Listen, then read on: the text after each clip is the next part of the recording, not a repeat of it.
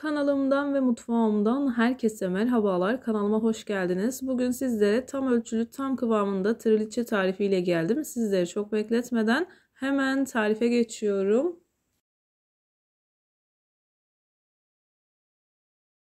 Tarifimize ilk olarak karamelini hazırlamakla başlayalım. Karameli için uygun bir tavanın içerisine 1 çay bardağı kadar şekeri ekledim. Ocağın altını orta ateşe getirdikten sonra hızlı bir şekilde erimesini sağlıyorum. Tamamen eridikten sonra ocağın altını kısarak karıştırmaya devam ediyorum. Bu aşama çok önemli. Lütfen dikkatli olun. Şekerinizi yakmadan güzel bir şekilde karamelinizi hazırlayın. 2-3 dakika kadar karıştırdım. Daha sonra üzerine 2 yemek kaşığı kadar margarin ekledim. İsterseniz tereyağı kullanabilirsiniz. O an elimin altında margarin olduğu için ben margarin kullandım.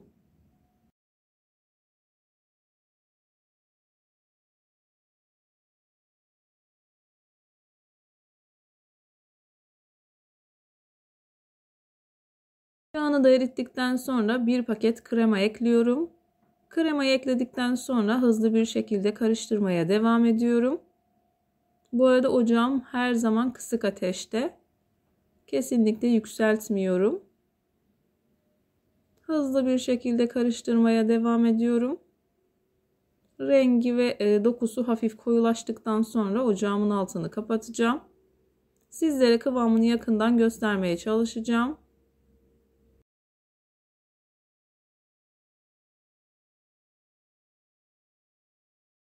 Karamel çok önemli bir nokta olduğu için çok fazla kesmeden ayrıntılı bir şekilde göstermek istedim.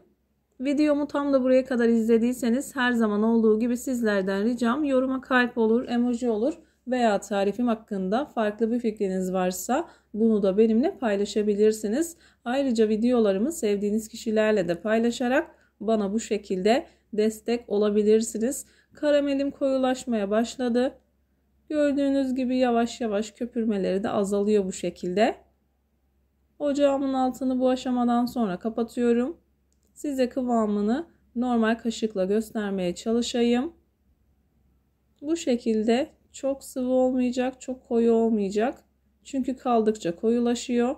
Karameli oda ısısında soğuttuktan sonra buzdolabına kaldırdım.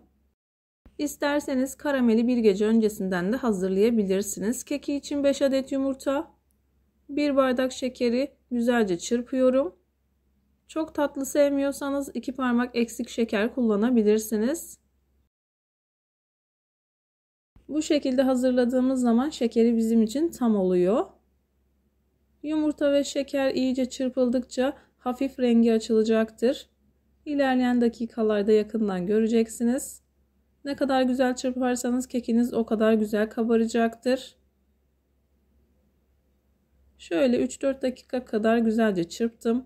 Gördüğünüz gibi rengi açıldı. Rengi açıldıktan sonra 1,5 bardak artı 1 yemek kaşığı kadar un kullanıyorum.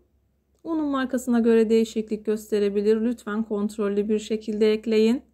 1 paket kabartma tozu, 1 paket vanilyayı da ekledikten sonra karıştırmaya devam ediyorum.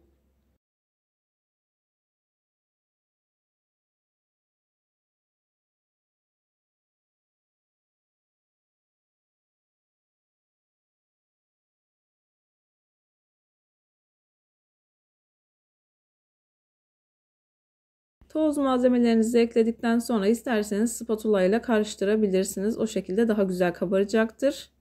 Ben hemen hızlı bir şekilde hazırladım. Hemen sizler için borcam ölçüsünde yağlı kağıt kesiyorum. Kenar kısımlarını bu şekilde çıkartıyorum. O şekilde tam yerleşiyor. Bu tekniği ben nefis yemek tariflerinde görmüştüm. Çok hoşuma gitmişti. O yüzden ben de bu şekilde hazırladım. İnşallah sizlerin de işinize yarayacaktır.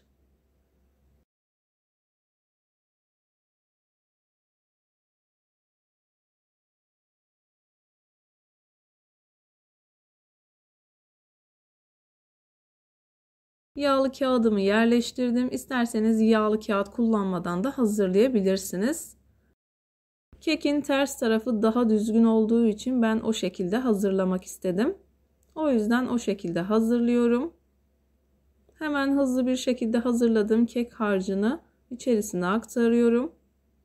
Güzelce düzelttikten sonra yağlı kağıdın kenar kısımları kalkıyor.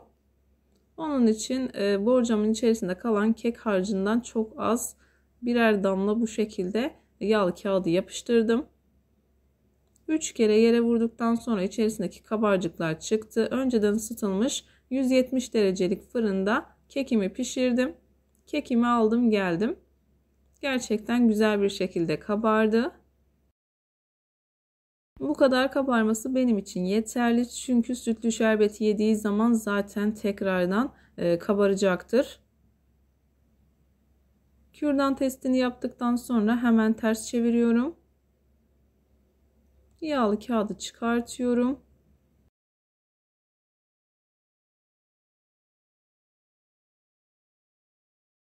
Yağlı kağıdı çıkarttım. Keki soğuması için kenara alıyorum. 15 dakika sonra şerbetini hazırlıyorum. Kekin tamamen soğumuş olması gerekiyor. Süt şerbeti için oda ısısında bekleyen 1 litre sütü ekledim. 4 yemek kaşığı şeker, isterseniz 3 yemek kaşığı şeker de kullanabilirsiniz. Çok tatlı sevmeyenler için belirtmek istiyorum. 1 paket kremayı ekliyorum. İsterseniz kremasız da hazırlayabilirsiniz ama kremalı çok daha lezzetli olacaktır.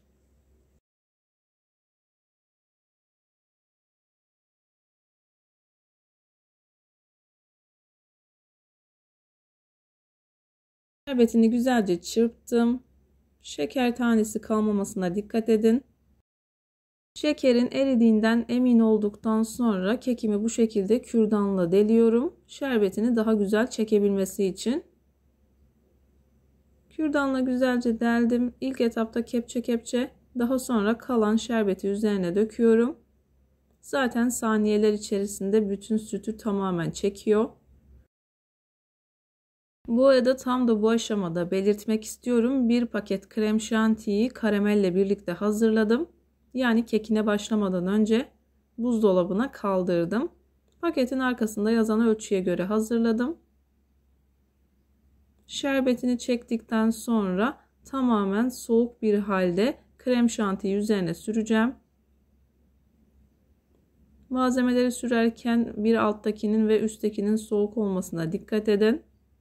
Aksi takdirde eriyecektir.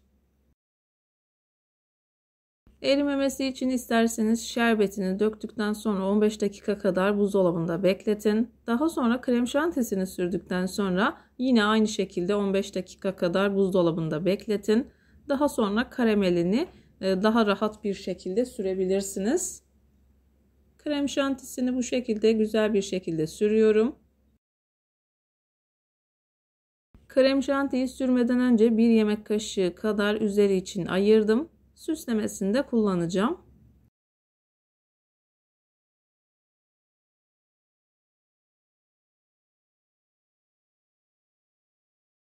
Krem şantisini düzelttim. 15 dakika kadar buzdolabına kaldırdım. Hemen bu şekilde ayırdığım krem şantiyi de göstereyim. Buzdolabından karameli aldım. 2-3 dakika kadar bu şekilde kaşıkla karıştırdım, savurdum. Dikkatli bir şekilde krem şantinin üzerine döküyorum. Krem şanti soğuk, karamel soğuk. Çok rahat bir şekilde sürebilirsiniz. Karamelini isterseniz bir tık daha koyu hazırlayabilirsiniz. Gördüğünüz gibi çok rahat sürüldü. Karamelini sürdükten sonra üzerine süsledim. Buzdolabında 2-3 saat kadar beklettikten sonra servis ettim. Ben treliçeyi akşamüstü hazırladım. Akşamda bir dilim ayırıp doku testi yaparım diye düşündüm ama kesinlikle hiç kalmadı. O yüzden doku testi yapamayacağım. Tarifi gönül rahatlığı ile deneyebilirsiniz. Videomu beğendiyseniz beğenmeyi, kanalıma hala abone değilseniz bu videodan sonra kanalıma abone olmayı, bildirim zilini açmayı lütfen unutmayın. Kendinize ve sevdiklerinize çok iyi bakın. Başka bir tarifte, başka bir lezzette görüşmek üzere. Hoşça kalın. Allah'a emanet olun.